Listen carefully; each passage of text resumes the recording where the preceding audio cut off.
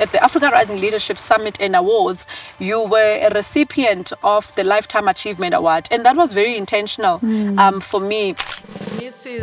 Ipeleng Mkhari! And it's because of your longevity within the industry. I actually have goosebumps whenever I speak to you. I am an African.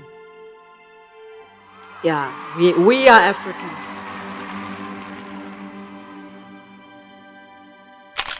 Dilipansul. Yeah, inside. That's who I am. Black families were raised by people of virtue. Yes, definitely. People of great patience, people of great love and conviction and courage. And that was my parents. The conversations at home were always about, who are you? Always know your value as a human being. And so our parents raised us with a sense of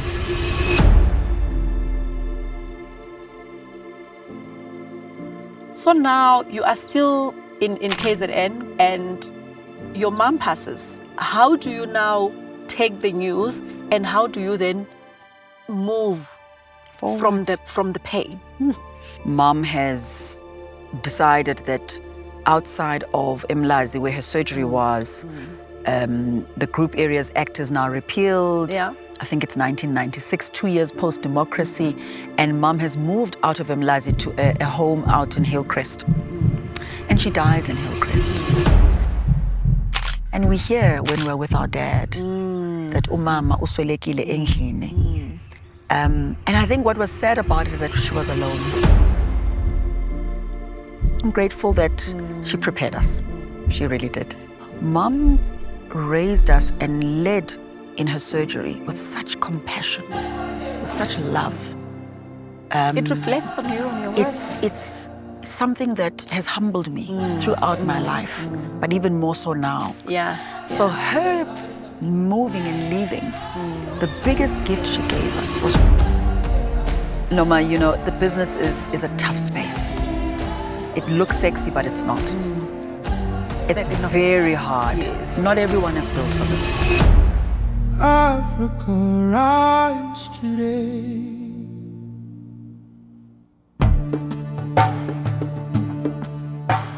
Hello, welcome to Africa Rising Leadership Conversations. My name is Nomazibulo Tshanga. I am your host for this extraordinary conversation. I am so excited. I am not alone. I am with a role model to me, someone that I've watched build a business, but still remaining a solid, a grounded, a prayerful woman that she is today. I am with Ipeleng Mkhari, the co-founder and CEO of Motseng Investment Holdings. And today's conversation, Ipeleng, is around just to honor your extraordinary life and leadership journey, you know, from childhood to the woman that you are today, and also just how you went about building this empire, right? And I remember we at the Africa Rising Leadership Summit and Awards, you were a recipient of the Lifetime Achievement Award, and that was very intentional for me. And it's because of your longevity within the industry, and within that longevity, understanding that life has also thrown you with some curveballs, but at the same time, you've also appreciated some successes in your life. So I just want to unpack your journey, the woman that you are, the amazing woman that you are. I actually have goosebumps whenever I speak to you. And I know you often don't think that, because sometimes as business people, we don't reflect and go back and think about the impact that we've had on people around us, right? And I want to give this opportunity to honor you today, and just to speak about your life and to speak about your leadership journey, to speak about building this business, and also just about motherhood, right? On a lighter note. So this conversation is about that. Let's start with some teasers, right? Just to get us in the conversation. Welcome. Mama. It's such an honor to have you here. Thank you. Thank you. Can I just say thank you? Yeah. It's just, it's an honor for me. It's a privilege. And I love conversing with you, Noma. You always bring out the best in people, and I think in the conversations we have. So thank you so much. Thank you so much for this opportunity. Thank you, Ibs. For a teaser, just to ease us into this conversation, sparkling water or still water? Sparkling. Why that? Always. I don't know. In my last 12 months, I'm a sparkling water with a slice of lemon girl. I'm done with still. I don't know why. For me, I had to get away. I love sparkling. Okay. So I had to get away from sodas. I think some years ago, I decided no sodas for me. And I felt sparkling was... It replaced that. It replaces that. The because bubbles. It's got the bubbles. Yes, Correct. yes. Correct. So you feel like you're quenching something. Absolutely. Even though you know it's natural water. Absolutely. Love it. Absolutely. Okay, beach or bush? Bush. Bush. Why is that? I love nature, love animals, and I think there's something about the opportunity to go out into the bush and experience just different experiences, you know, whether you're hiking or whether you're in a game ranging kind of experience. So much bush, I love it. The beach is beautiful, but elalanga. Yeah, I don't know about that sun and all that burning, and I'm KZN, I'm raised in KZN. We had the beach there, but I hardly used to go there. So I'm someone who just loves the bush, and my family loves the bush. So what I've realized is that you repeat the things that you love. So yeah. Okay, heels or sneakers? Sneakers. How did I know that you were going to say that?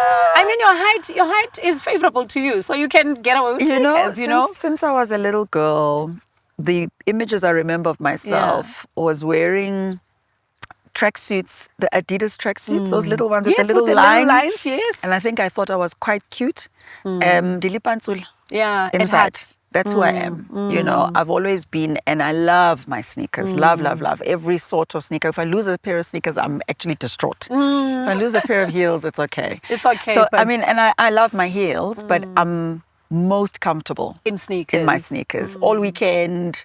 It's something about just me and the way that I've always carried myself that I enjoy. Love sneakers, that. yeah. And people would not think about that, right? No, they don't. When they see you now because you're a businesswoman, Absolutely. you attend in boardrooms and these strategic meetings. We're and always all of in this. heels. So we're always in heels, right? And COVID taught us a lot. So It did. COVID taught us that we could take off our heels and continue to run our businesses online and wear T-shirt or beautiful blouse and jeans, Yeah. And I think post-COVID, what I've seen is a lot of my colleagues and friends have become flat shoe people, because suddenly you're like, but I don't need to be that formal. I'm still the same person. I just need to, I need to bring myself completely as I am. So I'm seeing a lot of women who go into work, beautiful dresses, lovely long maxi dresses, sneakers. Or even suits. Like you will go in your suit sneakers. Yes. It's a thing, It's a thing. It definitely is a thing. Yeah. I want us to go back to the child before the icon, right? The Ipeleng that grew up in the streets of KZN.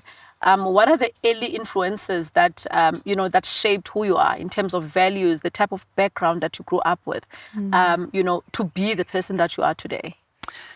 Wow. I'm a girl from Mlazi. Was born and raised Kwati section, Mlazi, and lived my entire life in a beautiful community. We moved, I think, once from D section to H section. Mlazi is a massive township in KZN. And, Noma, I was blessed in the sense that we were raised by just simple parents, very, very structured human beings who themselves had, built a small little something for themselves. They were professionals in a community where they were not born and raised.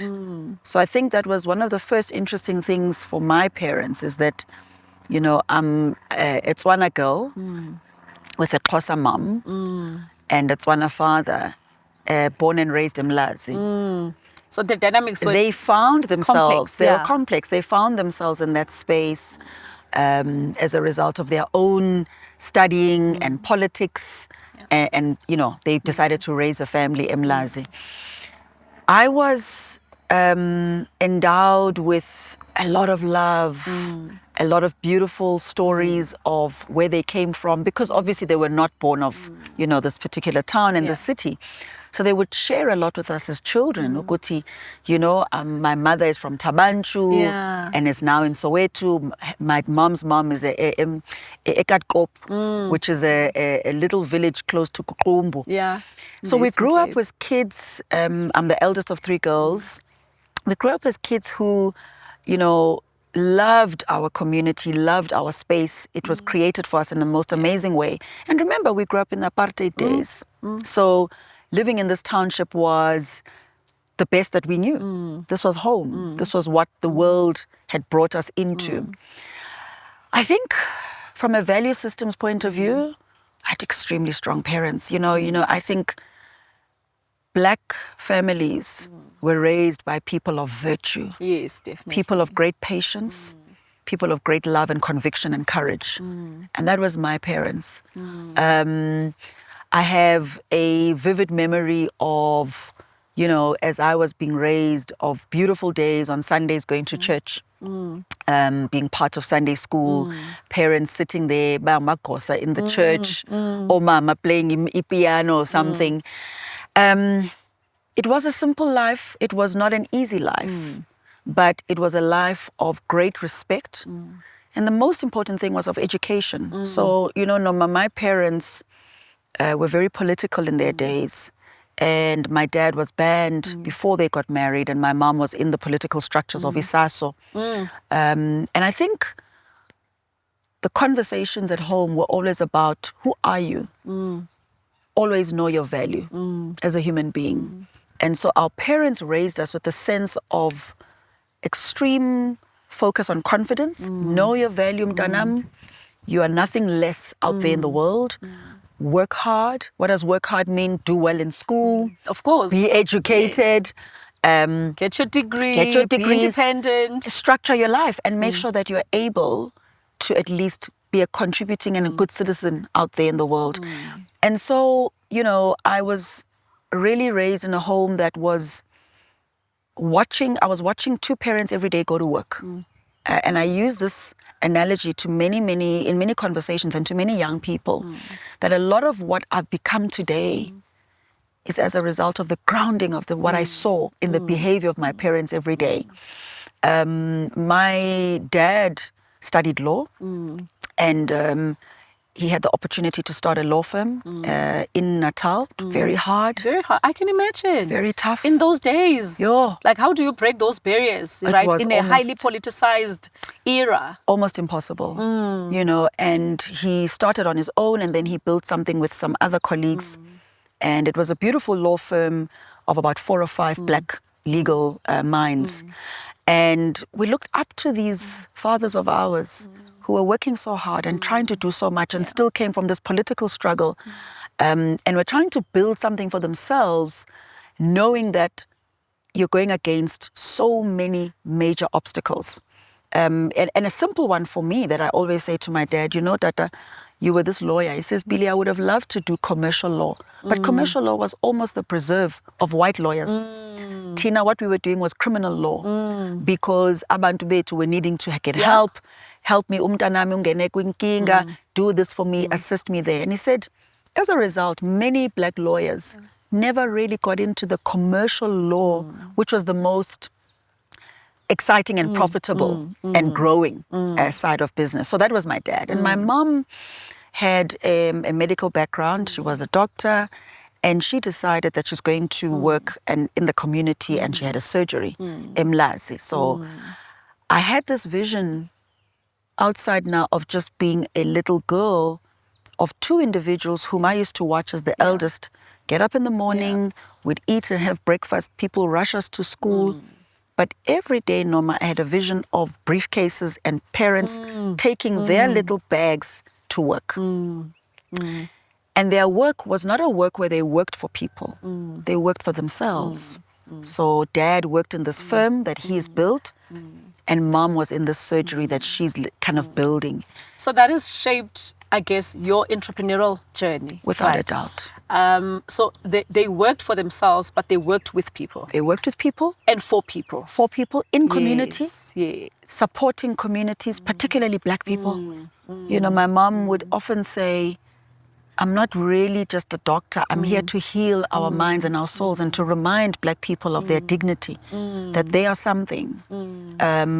The healing of the medical healing is a byproduct because they come to me sick. Yeah.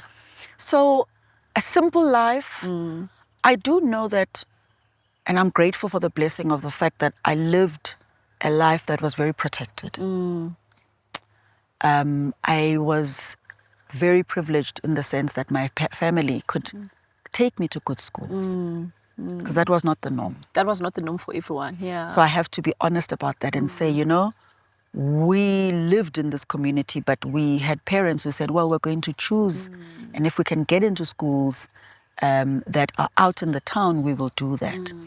And so in the simplicity of it, Noma, it was a simple life. Yeah.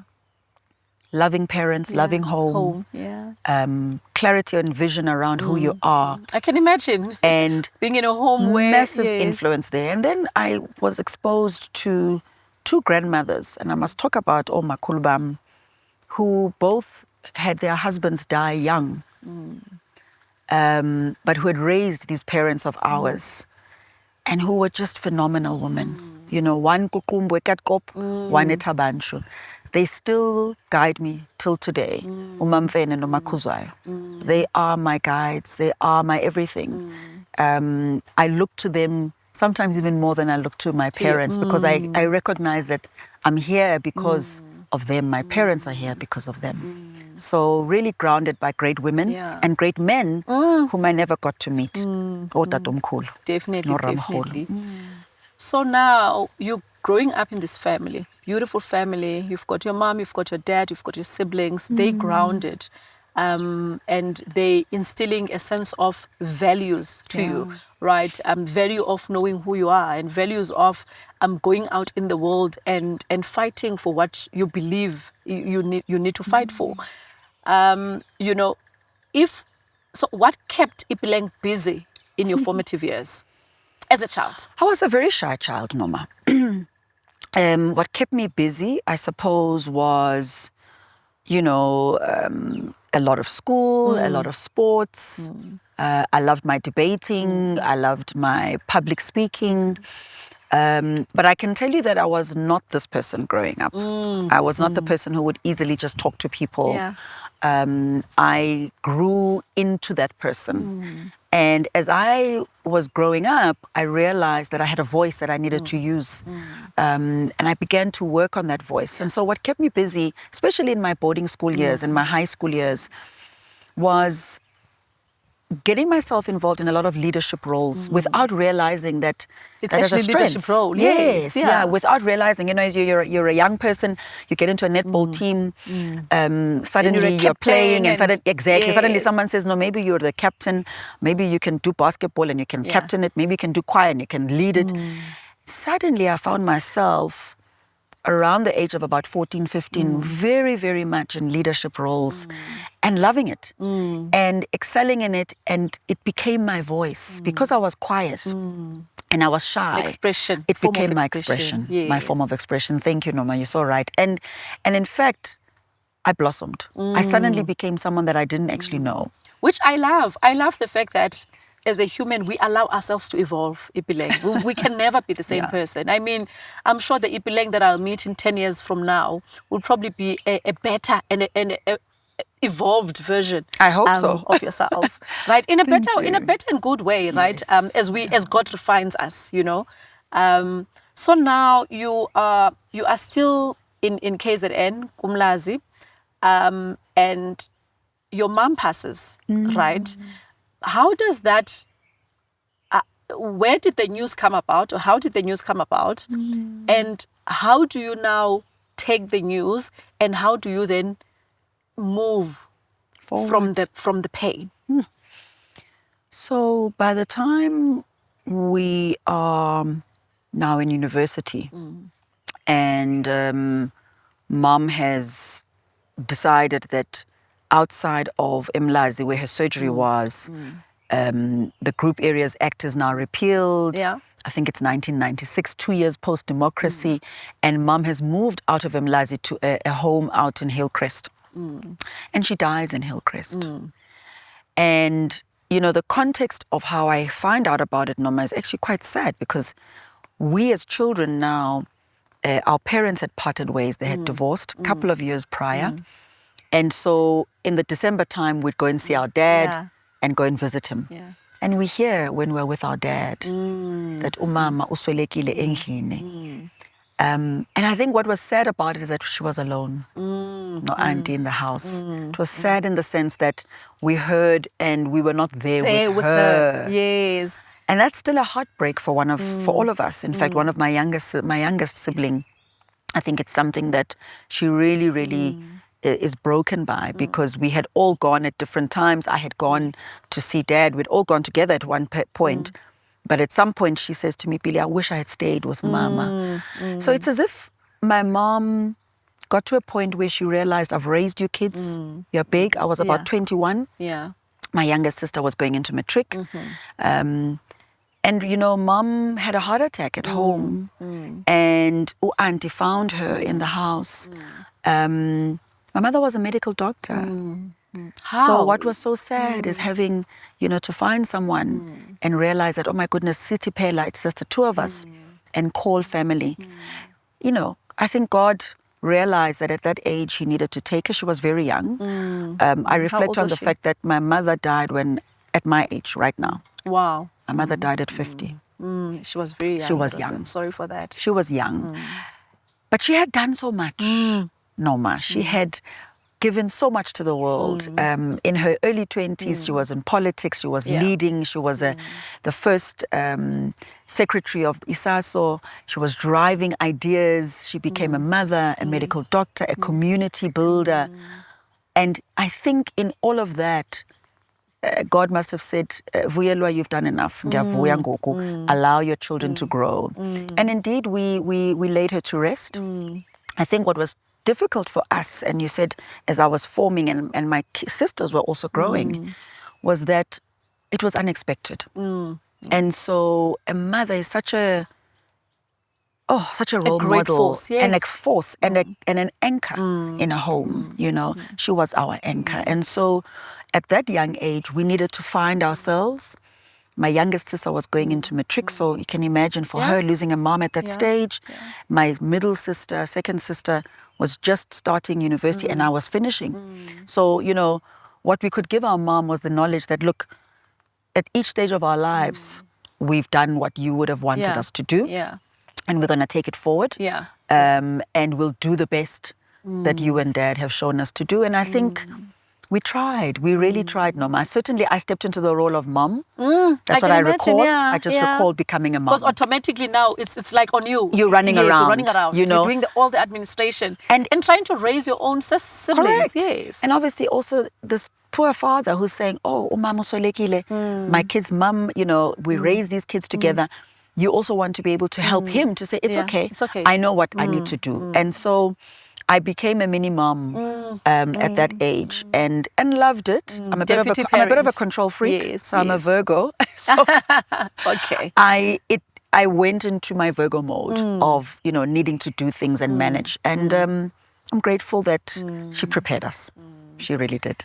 And how has that pain shaped you, the woman that you are today? How do you see the world? You know, my mom was a praying woman, a Christian, a devoutly faithful Christian woman. She was a woman who, I think with her loss, I suddenly realized her power. I suddenly realized just how much she had contributed to not just our lives, but to the lives of so many people. So one of the things that I learned from my mom, Noma, was giving. Giving to society, giving to community. They used to call her Umashalaba. She was Dr. Mashalaba. So Mom raised us and led in her surgery with such compassion, with such love. It reflects on you, on your work. It's something that has humbled me throughout my life, but even more so now. So her moving and leaving, the biggest gift she gave us was showing us, Bantwana bam, you respect yourself, but you respect the next person Yes. more. Yes. You give them the dignity. You allow them to hold their space in front of you. Yes. And there's a particular moment in my career, or rather in my young days, when I saw Mom and how she worked in her surgery. And I worked with her at the age of 12. And I watched how she treated her patients, how she gave them the dignity. That's the pain that I received was much of a gift in the sense that it allowed me to reflect on her life, to say, you know, Tito, here's a woman who came from Ekatgop and built herself, was the youngest of 7 girls, and became somebody. Yeah. But the greatest gift she brought us was knowing how to love and respect people around us. And just have compassion. And have compassion and have respect. And then secondly, I think her work ethic was second to none. Unmatched. Unmatched. You know, in those days, watching a woman run things. I can only imagine, Ipeleng, I can only imagine the type of a woman that had to rise. Because I feel like she had to rise in every season of her life, Indeed, right? indeed. Because all the odds were just against black people in Black general. people, not just her. My dad as well, and so many, so all many of us, others. all of us. And I think in the community, Mlazi, what we had was a very powerful connection of family and friends, of people who were entrepreneurs, Noma, who kind of ran their own things, very inspiring human beings, who loved coming together and celebrating. And so generally, it wasn't just Umama, they all left us with that feeling of we can do better, we can be better, we can treat one another better. So that's the gift of, sadly, the loss, you know, that was brought about, because it made it so real in my life, certainly. Yeah. And I'm sure now that you are reflecting on her life, like, I mean, thinking that she was at your age and reflecting on just the contribution and the influences and the legacy that she left behind. Such a powerful woman. I still, Norma, have women who grew up knowing Umama, who were family friends, who today will say, I became a doctor because of your mom. I watched how she ran her surgery. I watched how she lived her life. It's very humbling. So I often say to her, you know, as I pray to her, I often say to her, you've given not just to us, to many a human others. being. And thank you for that. Wow. Beautiful story. Thank you, sis. Now you decide to go and study. What is it that you are studying? And which institution are you studying at? So I decided to go to UKZN. I took a year off, and after matric, I became a Rotary student. So I went to Australia for a year. So I was a year behind my colleagues or my schoolmates who had finished and went straight to varsity. So when I came back, because I was away for a year in Australia, I missed my being at home. And I said to my mom, look, I'm going to come back, go to UKZN. I don't think I'll go to, you know, WITS or UCT or any of the others.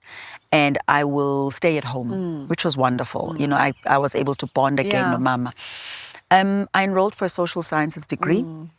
In the first year, I don't even know why I took some of the courses I did. I think I was a little confused. I took linguistics, I took anthropology, I took courses that I completely outside of my realm of what I wanted to do. But at that stage, I thought I wanted to do psychology. So I studied psychology and industrial psychology all the way, and sociology all the way to third year.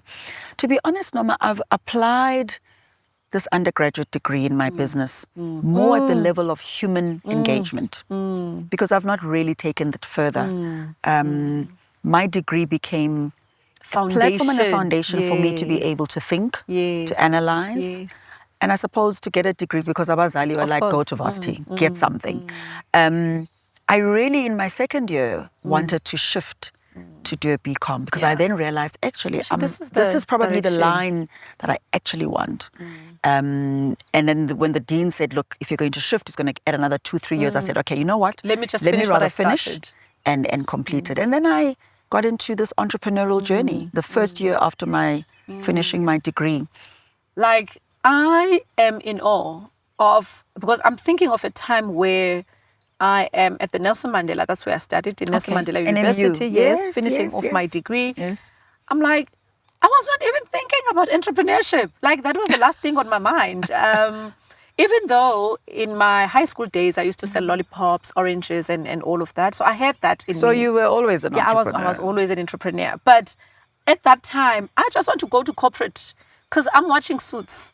So I want to be, I want to Okay, work. okay, Yes, yes. I just want to go to corporate, you know, with my nice suit and my good English and just learning within the corporate space. Where did that come about? Like, So how let did me that clarify happen? it. Yes. In matric, so, you know, one of my traits as a Virgo is I write everything down. Okay. I write my goals down. I do my to-do lists a bit much. But in matric, I So did that. structured. I'm very structured. And I, you know, my thinking of my life is always about what's the next? What am I doing? What's the plan for the year? And so I remember distinctly in matric writing down that when I finish matric, I want to go to university, I want to get an MBA at some stage, and I want to work for a big corporate like Anglo-American or something like that. That was my plan, Noma. I never planned to be an entrepreneur. So, like you, corporate was the vision. It was the And the goal. natural step. It was the Yes, natural step. Yes. So when I finished university, and my mum passes that same year, and then I graduate the following year. So we've now laid her to rest. We then move to Johannesburg and I live with my father. And it's important because when I lived with him, he worked at a big SOE, Eskom. And Eskom was a thriving, highly profitable, highly successful state-owned entity at the time. And he was in the legal department now. So he had left his Now practice, his practice, and he was now working in a corporate, commercial, yes. correct, commercial law. And I said to him, you know, I'd love to come and maybe find a job at Eskom. I had already started doing vacation work during my studies. And indeed, I was offered a graduate and training program at Eskom. I think Mum passing away was an interesting intervention in my life. And I talk about how adversity is a real propeller in our lives. In 1996 and 1997, when I was now starting to work, nothing in my life said to me, go and start a business. Things came to my table. And as the opportunities came to my table, God just said, take it up and do something with it. Yeah. And I can say that today as a reflection moment. At that time, when you're 21, 22, you don't know that. You don't know that. Yes. Nobody you don't even know. tells you Yes. that. No one, yes. So here I am working at Eskom. I'm a graduate in training in the marketing department. I'm loving the fact that I have a job. Each time I go to work, I'm bored as hell. Sometimes I find myself in the bathroom, sitting there doing nothing. Nothing. 'Cause I really don't have much to do, but I have a job, right? So my dad is happy, I'm happy. It really was a friend who called me where I was in high school, and now 3-4 years later, and she says, where are you? And so I share with her, look, this is what has happened. I'm in Joburg, Mom has passed. And she says, look, there's a company that would like to find a BEE partner or find people in BEE. Do you know BEE, Ipeleng? And you're like, what is So that? this is Caroline on the other end. Get to Caroline, first of all, you and I, we've just finished our high school. I've heard of this BEE. BE, but I don't even know what it is. I've read about it, but I don't know what it is. She says to me, look, I work at this company. And when they said BE, I just said, I know someone. I'm going to call her, my friend. So I said, okay, so what must I do? Just come and meet this guy. He owns this business. It's his family business. Come and meet him. And so I did, Noma. You know, I just took a leap of faith from a friend who I trusted. And I went to this meeting, and this man asked me one question. He looked at me and he said, do you want to be an employer or do you want to be an employee? I said to him, I want to be an employer. Of course. Of course. He said, okay. So I joined them. Much to my father's shock. Of course. Because he says, you're at Eskom. You have a great job. And I great work career here. trajectory. And I work here. Stay. So I said to him, Dada, I know I've got a great job, but I just feel like I need to try this out. And so that's how my entrepreneurial journey started, Noma. Unplanned, no structure to it, no thought to it. None of my goals said, go and start a business. But something in me said, go for it. I can go for it. And I remember saying to my father, look, it may fail, but I would have tried. And that's what I did. And that's what's important. Absolutely. And look at you today, 25 years plus later, almost 30 years now. It will be 30 years in 2028. You see, it's almost crazy. 30 years. So finding your way into business. Now you are in business. You don't know what you're doing. You don't know what you got yourself into. What does that look like? A lot of pain, a lot of adversity, a lot of trial and error. You know, Noma, you know, the business is a tough space. It looks sexy, but it's not. It's Definitely not. very hard, Yes. you know. And I think what I learned in my first 5 years, nobody could have taught me. No university could have shown me the ropes. Yeah. Everything that I experienced in the first 5 years was difficulty, challenge. I was living now with my dad, having convinced him that I'm going to work for this company in the first year. I realized in the first year that, in fact, I don't want to work for this company. I believe there's a gap in the market for a black woman-owned business to go out there and promote CCTV. Yeah. And I sit with the chairman of Yeah. the business at the end of my first year, and I thank him for the opportunity. And I say to him, I'm going to leave, and I'd like you to assist me as I leave. And so the next year, But I love that honesty and transparency, you know. I When was something is scared. Yes, but I always say do it scared. yeah, You know, it's, Yeah. it's very important. Instead of Absolutely. staying in a place where you feel you can't add anything because you want to branch out. you know, I was clear in my mind as to what I wanted to do. And I realized, Norma, in that first year working for this company, that I was a front for them in BE. So that adversity and that trigger allowed me to make a plan. Yeah. And nothing could have prepared me once again for that moment of realizing that, come on, you're a front here. Are you going to stay here? Yeah. Are your ethics going to allow you to do that? Wow. Thankfully, at that age, I knew that I wouldn't be able to continue with that.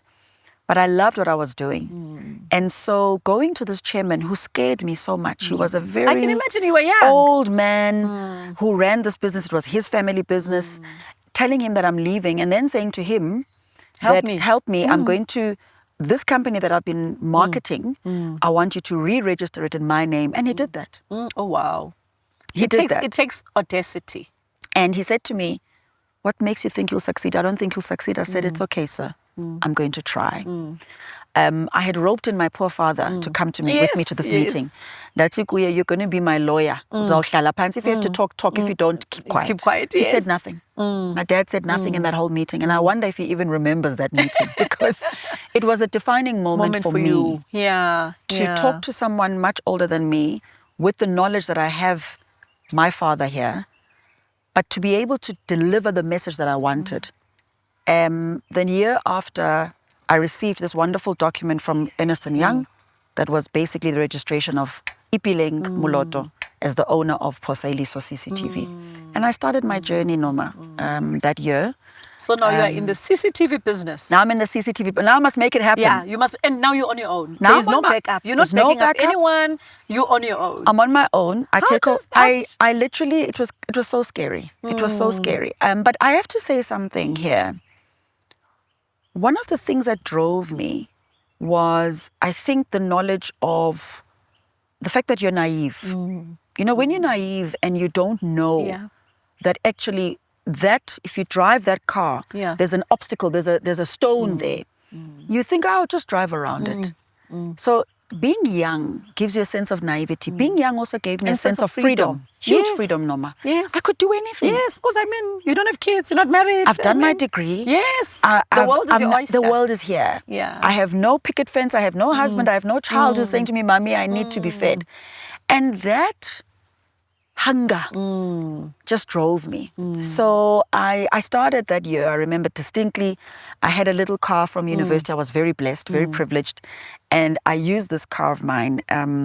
I would drive to clients. I would go to tenders, tender briefings. And What is a tender? What is a tender? But I I had to learn. Yes. And so what business taught me in my first 5 years was you hustle. You beg people for meetings. You make sure that you arrive on time. You deliver what you say you're going to do. When you make a mistake, I was taught by Zanosi Kunene, I presented a proposal to the Kunene brothers who eventually backed me, my first contract ever. When I went to see Mr. Kunene, I drove all the way to Mpumalanga. And I got to Nelspruit and I waited outside his office and I presented And when I walked in, he said to me, Ipeleng, where's the document you're presenting? I said, no, sir, I'm going to put it on the screen. He said, in future, you come with a document. This is what you do. He coached me.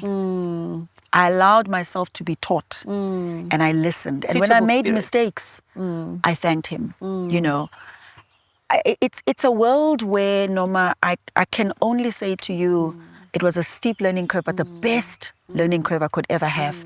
And so starting business, it wasn't something where you could say, oh, there's a business plan, I'm going to go and do this and it's going to happen according to plan. Every day was different. But the hunger, the passion, I think gave me so much drive. And the people who backed me, particularly the Kunene brothers, I still thank them today, allowed me to start and to believe in myself because they gave me my first contract on my own. I could go and raise money on a short-term bridge loan from the bank. And we were able to deliver that solution to the client. And suddenly I was in business. Real business. Real business, which meant that I now needed to actually take myself seriously. So that first year, Noma, I set myself up in my father's study. I said to him, look, you're not using this room. I think from my first contract, Kunene Brothers, I bought myself a computer and a printer. And I had a phone. And I was calling people. And that's literally how it started. Wow. From nothing. Humble beginnings. From nothing. From nothing. A zero base. No, from nothing. Literally. Wow. Now you are running a multi-billion company. Motseng Investment Holdings. You sit in various boards. Take us through the process of building and sustaining a business for that long, Ipeleng. I mean, and I refer this because I want you to think about it. You know, when you reflect, I'm sure you think about the fact that the people that you started with, some of them have fallen off the wagon. And some of them have changed trajectory because it just didn't work. And I think it's very important what you said about not glamorizing entrepreneurship, right? And knowing that not everyone is meant for entrepreneurship, right? There's space in corporate, there's space as an entrepreneur. You really have to have a thick skin and understanding and a sense of, I'm going to do this. It doesn't matter what it looks like. I'm good. That tenacity, that go-to spirit, you know. How do you then build? What's the process looking like? I mean, talk us through your great successes and your great failures as well. Yeah. Sure. I suppose, Noma, there's a comment I want to just unpack. It's true. Not everyone is built for this. So the shy girl, but who's a Virgo, who's a planner, there were traits of mine that have kept me till today. I have a very thick skin and I have a sense of belief that I can do it. It's not easy. And I think the first thing about entrepreneurship is knowing yourself. It's believing that even when it's bad, the next day is a new day. And it's extremely hard to do that, Noma. So you kind of have to dig through yourself on a daily basis. You have to dig through yourself on a daily basis. You know, as entrepreneurs, you go to bed crying because you either didn't get a salary or you couldn't pay a creditor or you couldn't pay your whole staff. But tomorrow you must wake up and you walk into that office and show up and smile and have solutions for people. So I don't know how entrepreneurs have done it, but I know for myself that it's about digging into that inner person and reminding yourself, Billy, it's okay. You know, made a mistake, but we're going to move on. So the last almost 28 years this year, they've been, as I reflect now, when you say processes, they've been very clear themes that I suppose have allowed us to grow steadily. The first one in the first decade was about building a business on the basis of cash flow generative businesses. That is important. Like I can't stress that. And I'm happy that you start with it. It's critical. Business is cash flow. It's critical. Yeah. And because I didn't go to business school, I understood the cash flow as a result of, okay, you don't have cash, you can't pay people, you can't pay suppliers, you're not in business. Cash is king. Right? That first decade was also about building a business that was annuity driven. So that's where the cash flow came from. And what we did through the grace of God, CCTV moved us into property management. And property management was about really being able to understand that you have a contract today. At the end of the month, you're billing for the contract. And you are servicing a client consistently all the time. We also started, Annuity. we started other businesses, a security business from my CCTV days. We got into buying into a large security company. Facilities as well. Facilities management. So that first decade was no assets, services. Servicing clients, cash Building flow reputation. generative businesses, building a reputation, building skill sets, employing people who are much smarter than we were and who understood property management, who understood facilities management. And the base was annuity contracts. 12-month contracts, 3-year contracts, kanjalo.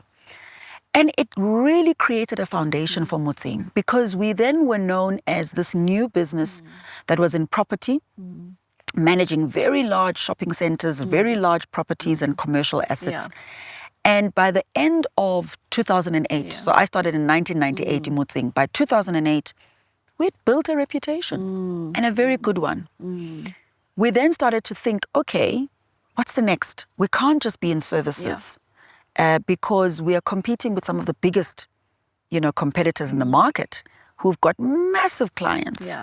We need to do more than just be in services. And I think most black businesses I've come across realize that if you don't diversify at some point, unfortunately for us, we knew we couldn't just be in that one space. We had to diversify. When, Ipeleng, do you know it's the right time to diversify? You are in your business. Now I'm talking about myself as an example. Of course, ma'am. Of course. I'm in my services business, doing what I do. It's my 10th year now. When did you know and realize that? And how do you know where to diversify? Good point. I think it's important, After the decade, we started talking as an executive team. So at that stage, there were about 3 or 4 of us as an exco. I don't think we necessarily knew that, it's time now because it's a decade. But we knew that there weren't many more opportunities for us to go out there and grab, that we needed to create the opportunities. And so we started talking, and the conversation, Noma, really led us to, we've got to now be owners of the properties. We can't just service them, we must own them. But we needed to come up with a strategy. How do we do that? We've got no capital. Yes, we've got these contracts, but we've got no real capital. So for you, to answer your question, I think when you've honed your capability in a space, there comes a time where you say, I'm doing this and I'm doing this, I can do more. And we knew at that time, and you will know, I can do more, And so we immediately put together a strategy, 2010. I'm sure we remember 2010, the World Cup. Everyone, yes. It was a moment for us. We said, by 2010, we must start owning assets. And we put together a strategy. We brought on board a brilliant corporate financier, a friend of mine, Nomazibulo Tshanga. He became a member of our exco. He became a co-shareholder in 2010. By 2012, we had built a portfolio and took it to the JSE and listed it on the stock exchange of 2 billion rand. When you ask me how did we do that, blood, sweat and tears. We just knocked on doors. We went into the market. We used the policies of government. We used the policies of government that said, in your favor, that said, if you're a black company and you want to own assets, come to us as DPW, Department of Public Works, and we will give you 9-year and 11-month, which is a 10-year lease. And you could take that lease, Noma, and raise money at the bank.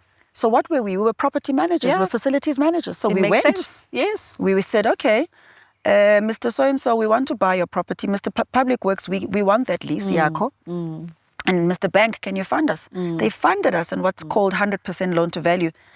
No equity. They funded us with their debt.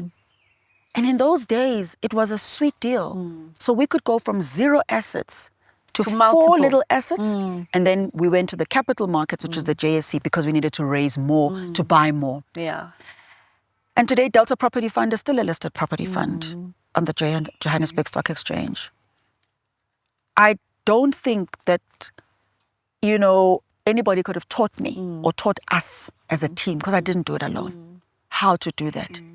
We had just got to a point where we said, let's think, let's do. Let's ask people and let's hustle. Do. Yes.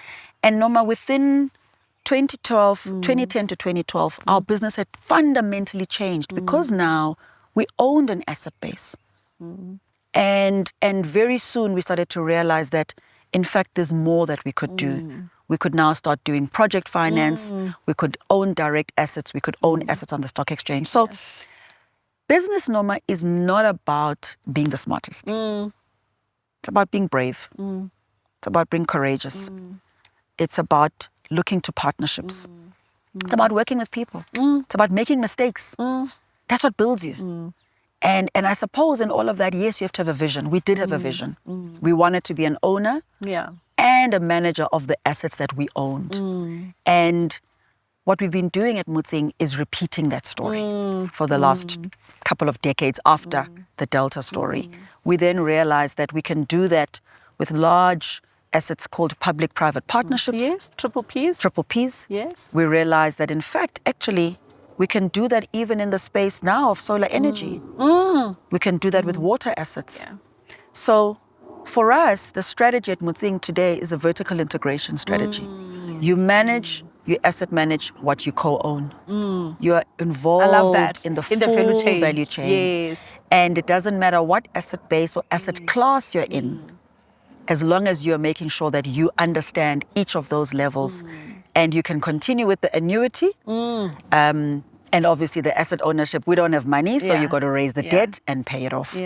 So it's been a humbling journey, Noma, to be able to recreate and innovate and make ourselves relevant. Because that's what is required as a business person. Correct. It's a continuous recreation and co-creating with people, like the partnerships that you're referring to. Absolutely. And just creating, it's a continuous evolution, right? It really never is. ends. Noma, that's it. When you say to me, what are the processes? The themes were partnerships, skills development, know what you're doing, get the best people. It was about being courageous and creative and innovative.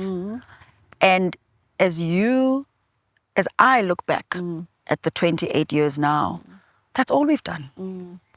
We continue to partner. We continue to innovate.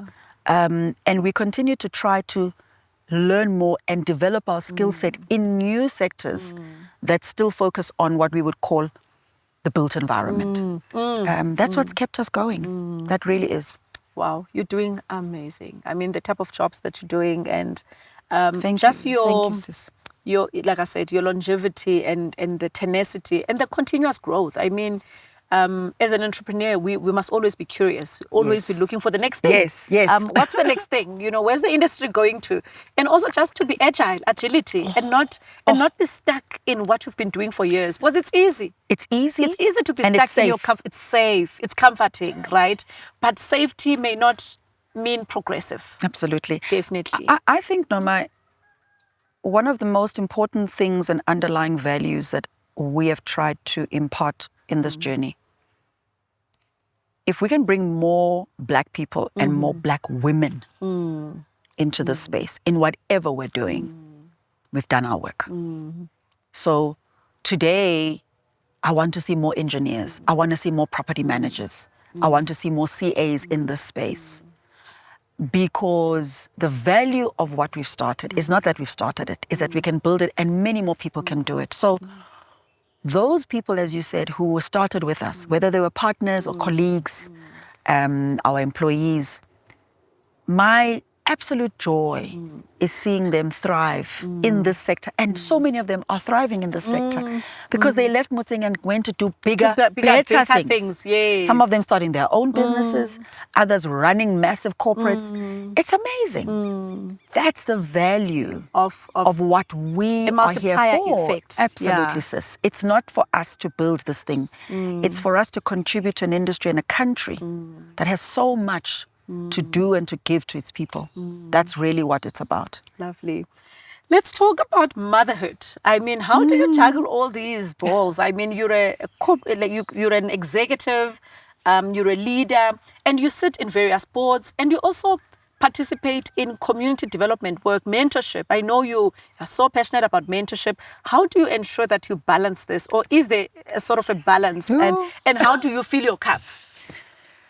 I should ask you the same. Noma, it's a challenge. I realized early in motherhood and in running a home and a family, you know, that you need to be there where you are. The guilt is huge when you're not there with your children. You know, and I think in the early days, I used to think, oh, I'm a bad mom. I can't juggle, and I'm trying to do all of these things. And I soon realized, a friend actually, another female lady, very successful woman, said, Ips, just be there where you are. That's it. And where you are, be intentional and be present there. So don't be thinking about where else you could be. Because that will, you'll never be able to be in 2-3 places at once. 2, having great teams and great people that you can rely on, family, friends, and obviously your staff. You know, being a mom at home, no one runs a home without having support. You know, the support of your partner, the support of your staff, who become family members, you know. And I still today, I know that I would never have been able to do it without those women. You know, or auntie in the home. Eventually, as your children grow, then you have au pairs. You have all sorts of support. And allowing yourself for that support. You have to. As a woman. You have to. You know, I think I know for myself, Noma, that I've always, I suppose looking back at my mom, I've always known at some point that I will have a family. And the blessing of having a family means that I needed to make sure that I could give of myself when I can and still be able to follow Billy's heart for Billy's passions, you know, and balancing that, it's not easy, but finding, I suppose, partners who understand that, both at home and at work, that I'm a mom when I'm at work, so if my child is going to be sick, I'm the one who would want to leave the office. And I needed to have that flexibility to say, look, I can't be there. I'm going to have to be by the side of my child or my daughters. It's also just through trial and error and giving yourself grace. And being I think that's important. kind to yourself. Because we are not kind to ourselves, eh? And we think we can be imbogoto. And I always say to people, I don't subscribe to that. We can't. I don't want to be imbogoto.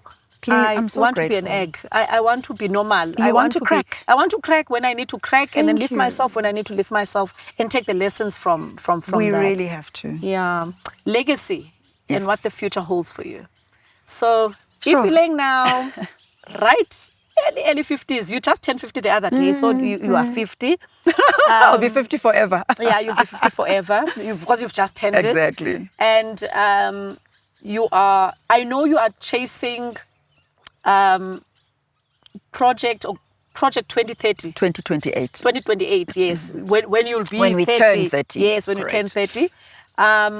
What does that look like? What legacy do you want to leave behind? What do you want us to remember you for?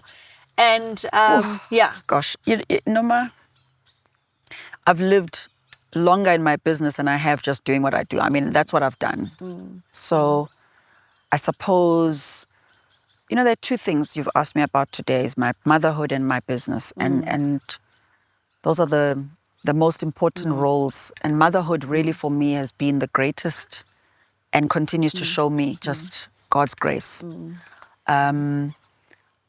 I really, my legacy, if I can think about it, is that I was a woman who came and contributed to this country. That I, you know, have really tried to build something that would outlive me. That's not about me, but about a sector and opportunity where we can thrive as people and we can learn and we can grow. That's very, very important to me. I think that, you know, outside of the journey of Motseng, what Motseng has given me is the platform to be able to speak about the experiences. It's not about Motseng itself. And I was sharing this with someone the other day, that the shy girl started talking on platforms in my early days in business. And what that did was allowed me to talk about adversity as a propeller. It allowed me to talk about pain, difficulty, losing, failure, and how that builds us to become better people. yeah. I would not be able to have that opportunity. You wouldn't listen to me if I didn't have the story of Motseng to demonstrate And the story of pain. that. I mean, we've and seen the Motseng go story through all of pain. that. Yes. So Motseng gives me the platform. It is not the end. the story is the journey. And the legacy is the journey. It's the journey. And I think, Noma, as South Africans, as Black South Africans, we're a phenomenal group of people. We are. We are. We're a tenacious, strong, energetic, very positive group of people. If there's something that I want to be able to do, is to tap into that every day. And for me, it just reminds me that Motseng is a story, and the journey is a story of just who we are as Black people.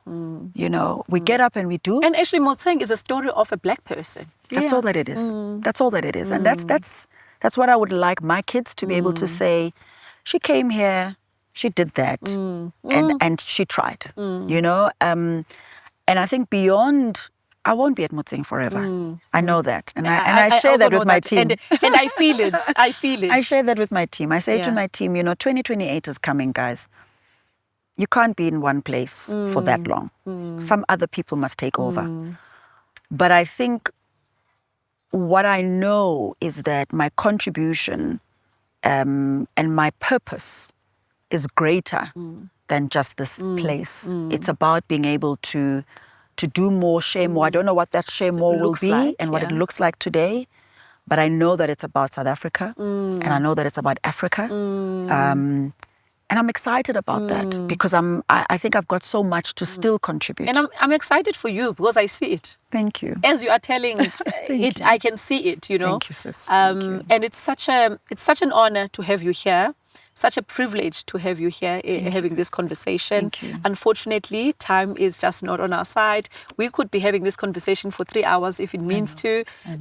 But what is it that you can advise our listeners, right? You've got an aspiring entrepreneur.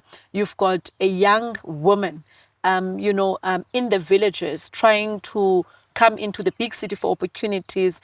And you've got a lady that is sitting in corporate and is trying to climb the corporate ladder. What advice would you give to aspiring C-suite leaders and aspiring leaders and contributors within the economy of South Africa? I think one of the most important things that I would like to say is trust yourself. Listen to your thoughts and back yourselves. So it's very hard. All the scriptures of those women and men that you talk of come from different spaces. There's a lot of fear around us that I'll fail. Yeah. Allow yourself to fail. It's okay. Trust yourself. The second I would say is be patient. We're in a rush. That's the problem. We're in a rush. We're in a rush. I think the society is structured in that way, that immediately as you go out in society, automatically you become a rush. But moments of pulling yourself back and reflecting and understanding. Yeah. Understand the journey. Be patient. Many young people want things now because they believe that they happen now. They don't happen at the click of a button. And I think the last for me would be to say, your work ethic is so important. People remember that, and they remember how you made them feel, not only what you did. Those would be the things that I think are important for me to share out there. And I know that those people you described will achieve. They'll be highly successful. And I think just as you've done it as well. It's not the preserve of the few. It's for all of us. It's for all of us to grab. It's for all of us. What's next for you? Wow. Look, in the short term, it's about, I've shared with you lots of exciting projects, amazing projects where God has really led our team and they've worked hard. They deserve the work that they are reaping and the harvesting that they are reaping. In the medium term, Noma, it's really being able to conclude this wonderful strategy that we have. And I think it's beginning to redefine my life in the second stage of my life, I think, and being able to see beyond 2028. That's my next. And for you personally? I I think it's taking time, Norma, first of all, to be with myself. I've let go of a few things that I've been doing. Yeah. Personally, I've let go of spaces where I would give of a lot of time to others and to myself. It's taking back my time.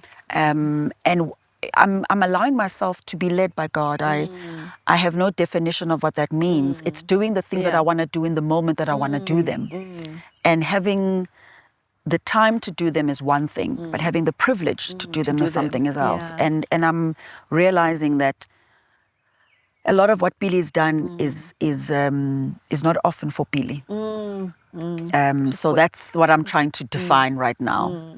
It's not absolutely what is it clear. to give to me? What is it to give to me? And it means, you know, if today, right now, if I say, okay, I've got a board meeting and after that I must go and sleep somewhere in the Saxon and have a lovely spa day, that's what it is. Yeah. And let me do it. Yeah. But now you are privileged because you've worked hard for it. I think I have. You've worked hard for it, so you deserve it. Thank you, sis. And I wish you everything of the best. I wish you God's blessing upon your life. I wish you can tap into what God has built for you in your next season. Thank you. Because I do believe that you are in your next season. Thank you. So thank you so much for listening. Such a powerful conversation with Ipeleng Mkhari, who is the founder and CEO of Motseng Investment Holdings. Until next time, bye. Thank you. See, I have tears in I between. can see. No, ma, don't do that. Africa rise today.